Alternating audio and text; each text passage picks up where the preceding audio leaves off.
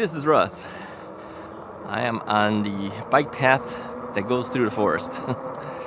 And I thought I'd go past where I normally don't go. I think I've done it once before. I think I did this once before. May have brought you guys with me, I'm not really sure. So I figured I'd go. Today is Thursday, and it's a really overcast day. It's kind of cold, actually. I think it's like 62 degrees out here, and I'm still wearing the same stuff. Short sleeve shirt, shorts, so a little bit chilly. But like I said in the past, I'd rather be a little bit cooler than hot. So we're at 970 miles right now.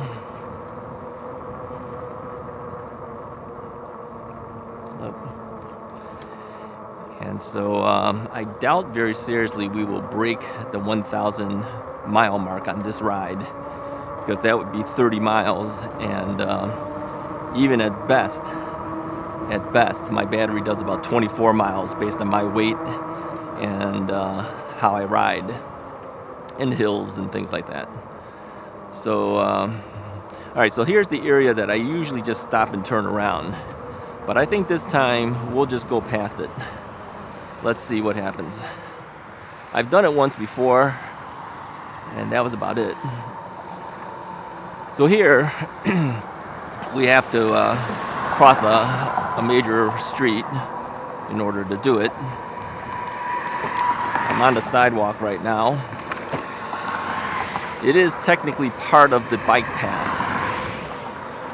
but I don't usually come down this way because I don't really like crossing the streets. You know, if I can avoid it, I usually avoid it. And yeah, with an overcast day, it's wow.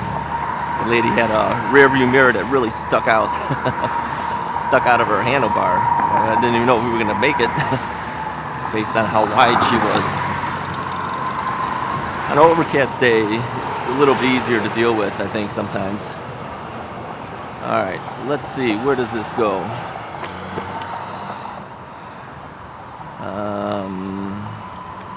I have to figure out where this goes. Oh, I see. Okay. Alright, I'm gonna walk it. Better to walk it. And of course, none of these things are set up. So I think I'll hit this crosswalk thing.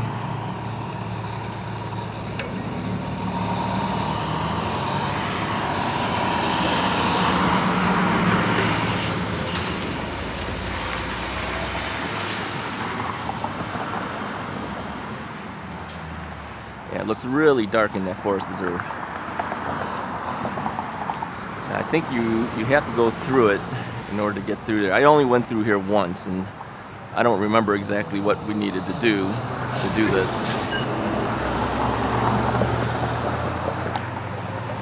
So when in doubt, you just gotta experiment. So we gotta wait a little bit here.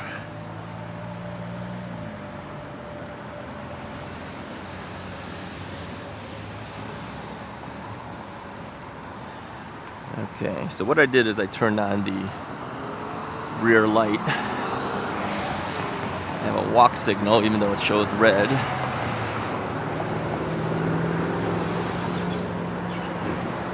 So yeah, I turned on the rear light so it's blinking.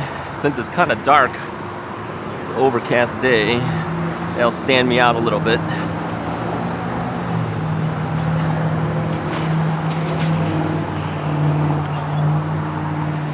So we push that button and we'll cross this way. I've seen people ride this, you know, just ride straight across. I don't like riding across these intersections. First off, the bike is not that nimble, so I'm not in favor of riding it. I'd rather walk it. As far as these cars having to wait, that's their problem. Okay. All right.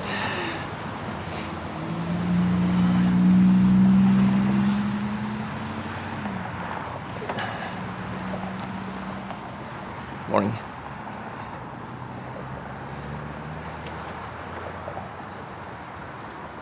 Okay, we're back on.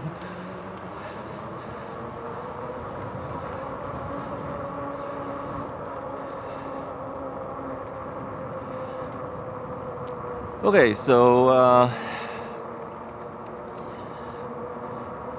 we are in the forest preserve in an area we don't normally go, and you can see how dark it is. I actually think I should turn on my headlight, so I'm going to do that now, just so that anyone coming in the opposite direction can see that I'm actually here. I don't know what time it is. 8 o'clock maybe? Something like that in the morning. Where does this go to? Oh yeah, I remember this now.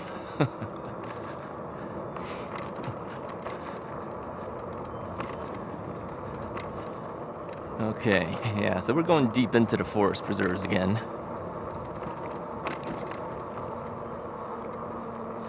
I am on pedal assist level 1. My gears are sitting at number 5 out of 7.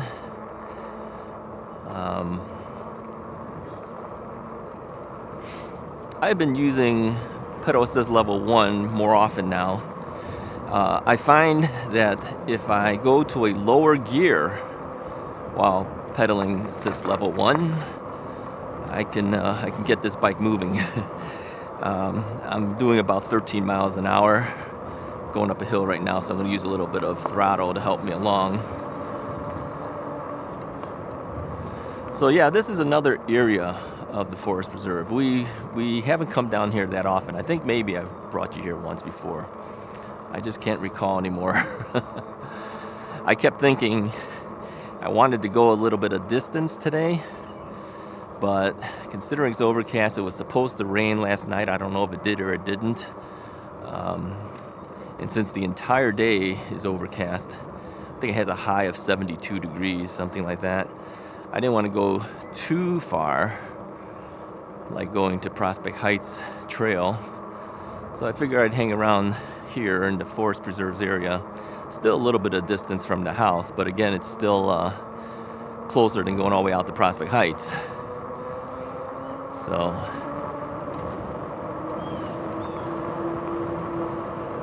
yeah, going downhill, we really pick up speed. The weight of this bike, the weight of me,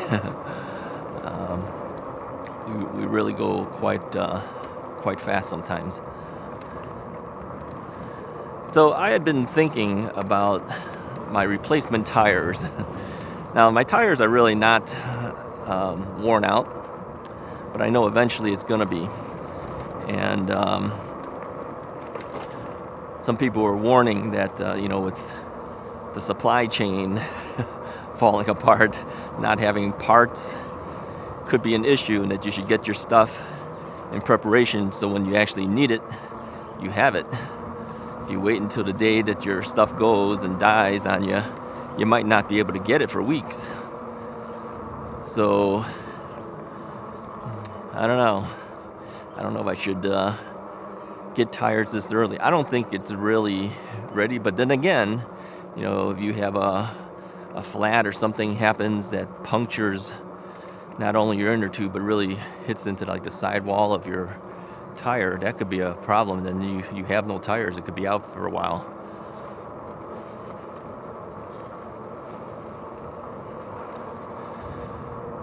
So I guess in that sense, getting these things in advance and just letting it sit may not be a bad idea.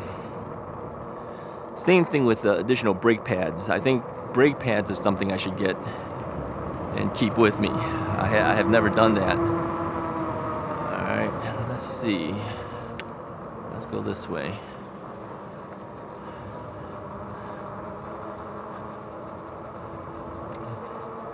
The other way says it takes us down to the street level, so I don't know where this way goes. We have a car following us. Again, since this is in the forest preserve, I think the actual speed limit is about 15 miles per hour.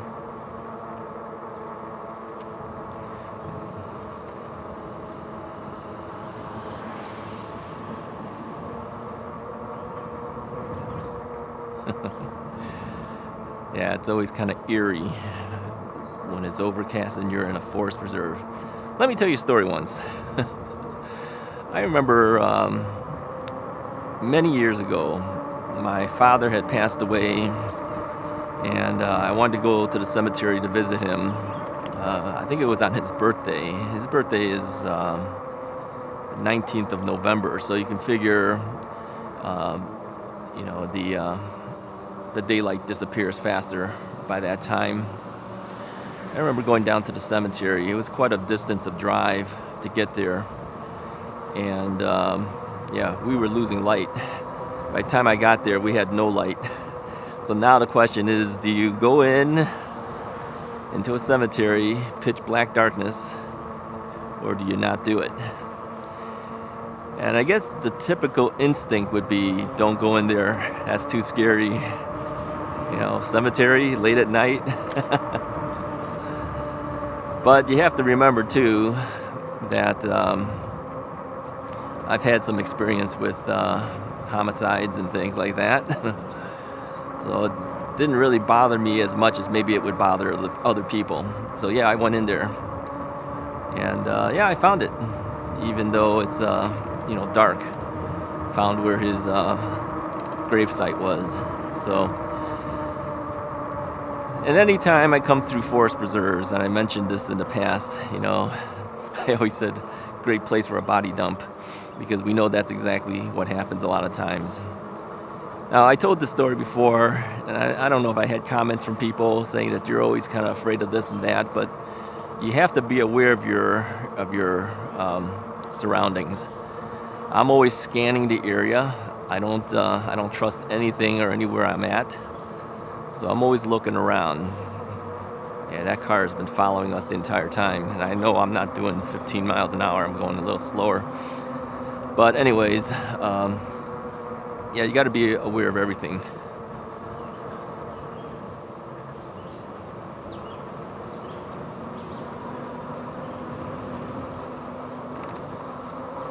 There was one time I recall, one forest preserve area right off of the Des River.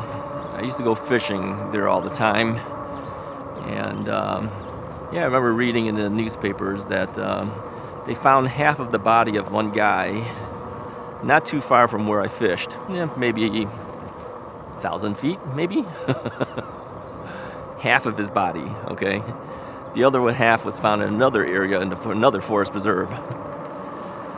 So if you tend to say that I'm a little paranoid and stuff, things like that happen out in the Chicagoland area. So they're thinking it was gang related or something. So it makes you wonder. You do have to be aware of your surroundings.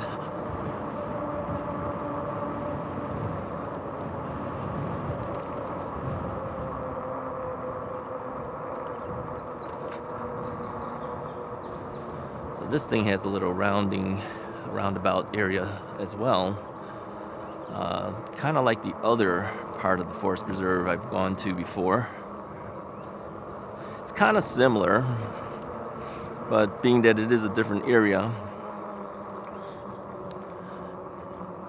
I guess it's worth exploring a little bit.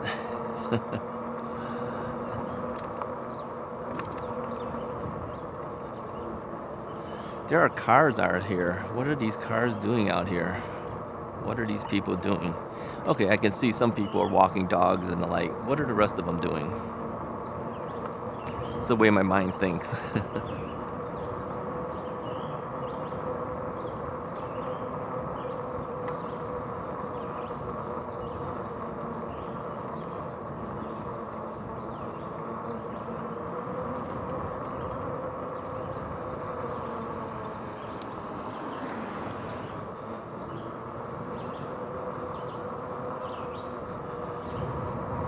Alright, I think I'm going to have to stop the camera and start us back up again before we run out of camera. Let's do it over here. It's a little bit more light here. Pull over and restart us. Alright, I'm back.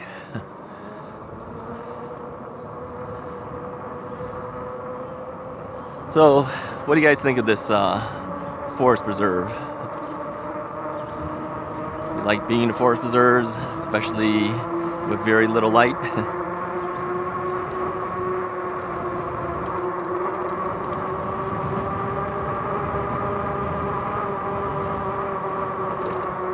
Yeah, that was 20 miles an hour going down that hill. And again, going up the hill, a little bit of pedal assist level 1 and throttle.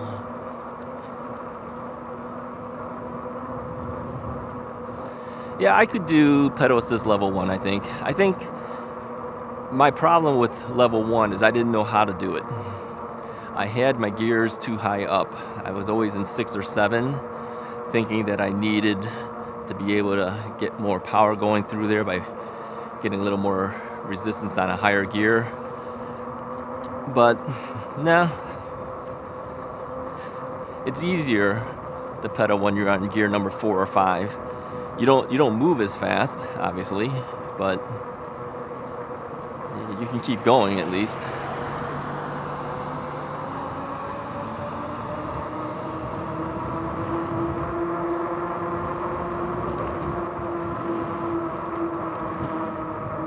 Yeah, we forgot the chapstick thing again. Yeah, I always tend to dry out. I always remember that after I've started recording. Okay, I think in that area is just a picnic area. So we will skip that because it doesn't go anywhere. It's just a parking area.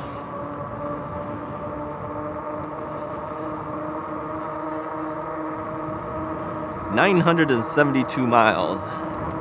So we're just shy of hitting that 1,000 mile mark. I will say again that obviously, yeah, let's go left this time. Obviously, it's not the same as a regular bike. After riding my mountain bike for a short time, yeah, there's not that much effort on an e-bike. But still, it's a distance of 1,000 miles. That's something, I guess.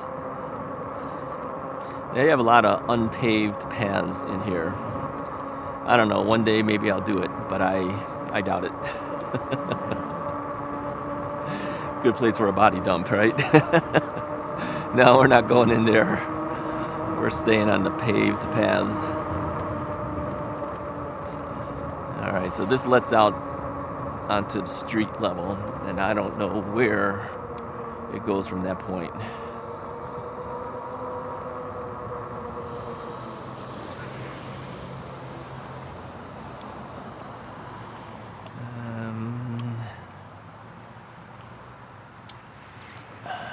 Let's see what we're gonna do here.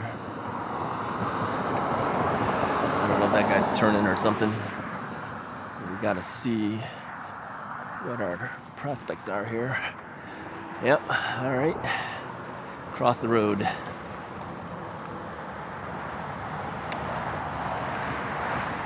think we're back. I think we're back to the circular drive. Or circular bike path. I'm not sure. We'll see.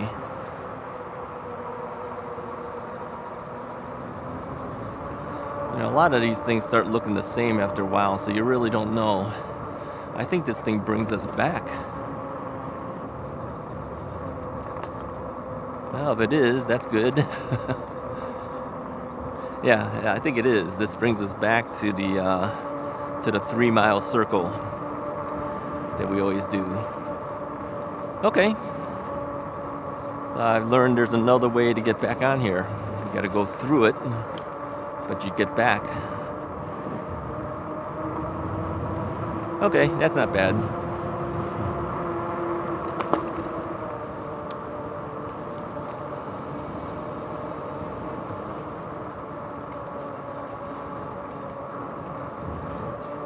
Yeah, I still have my headlights on. And my rear tail light is still blinking.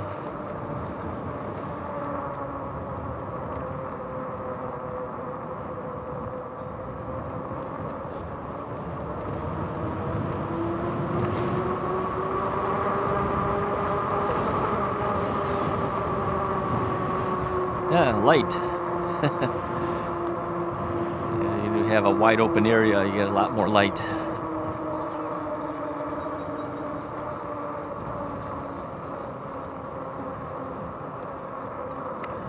All right, which way should we go? Left or straight? Let's go left.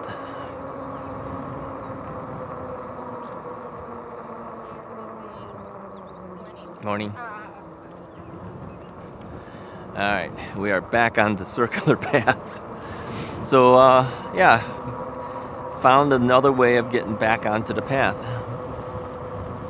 Okay, that's good. It's a good thing we did this. This way I know I can get to both places in two different directions and end up back in the same area again.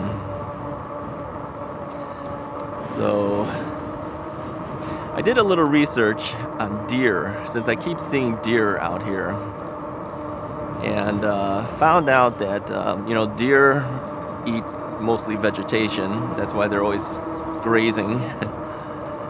And they said never steer a deer in the eye because it gets really unsettled. That you're better off to look off to the side. Okay. And if they sit there and they stare at you as they're kind of checking you out, apparently they have a good sense of what's going on, if they're in danger or not. And never pet a deer. You don't want to leave your scent on it. Never pet a baby deer, a fawn, because you'll leave your scent on it and that attracts other predators and things. And never feed the deer either. Let them find their own. Deer tend to be more active around dusk and dawn. That's probably why I see the deer out when I'm riding around, because they're still active. All these birds here.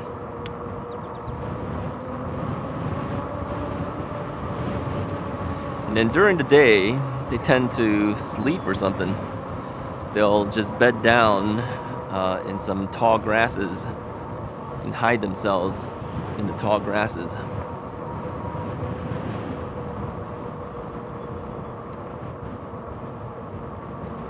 So they could be around, you just don't see them. They could be relatively close to you and you don't even know it because they're just laying down. And I also found out that, during cold winter times, like negative 20 degrees, they're still warm. Because apparently the hair or the fur or whatever you want to call it, it's like hollow or something like that, and it's a good insulator for them, and they stay warm. I've always wondered, when it's freezing cold for us, how do these animals stay alive? Where do they go? And apparently it doesn't bother them. That's amazing.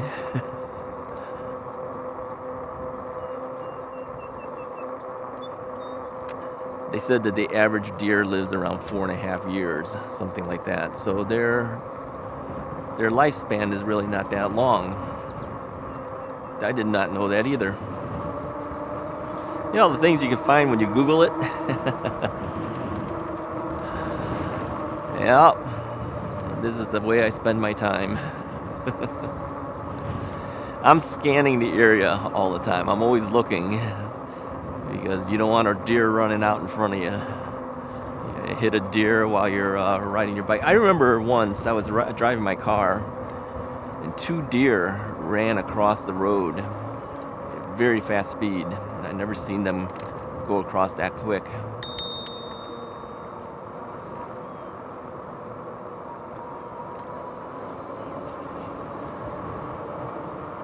So had I been a little bit faster, I probably would have ran into them. We did see a deer get hit, a baby deer. get hit by a car. My daughter and I were in our car. We were heading back from Costco, and we both said, "Oh, look, a deer." And next thing he said, "Oh no, it got hit." Yep, the car hit it. Morning. And the car just kept going. So the car behind him stopped and dragged the deer off to the side of the road. I don't know if that deer made it or not. Let me tell you another story. All right, we're on the story stuff here. You know, I was a professional photographer for many years. You know, I did forensic photography and did crime scenes, everything. But I also did wedding photography in the later part of my career. And then I opened a photography school. But I remember at one wedding I was going to, I was wondering if I was going to make it there on time because the traffic was so backed up. And it was barely moving and slowly moving. And then we finally found out why. Car had hit a horse. Yep, it had hit a horse. And the horse was bloodied. There was somebody petting the horse, trying to calm it down. My instinct was to grab my camera, which was sitting next to my, on the passenger seat, and start taking some photos. But nah, I don't think that would have went over too well. You know, the evidence tech in me was documented. And then I thought, yeah, that would be interesting photos for the wedding album. But no, it was kind of bloody. Horse was still alive, and I checked the newspapers later that day and the next day, and there was a story about it. Apparently, some young boy was riding the horse, and the horse bolted, threw the kid off, and then got hit by the car.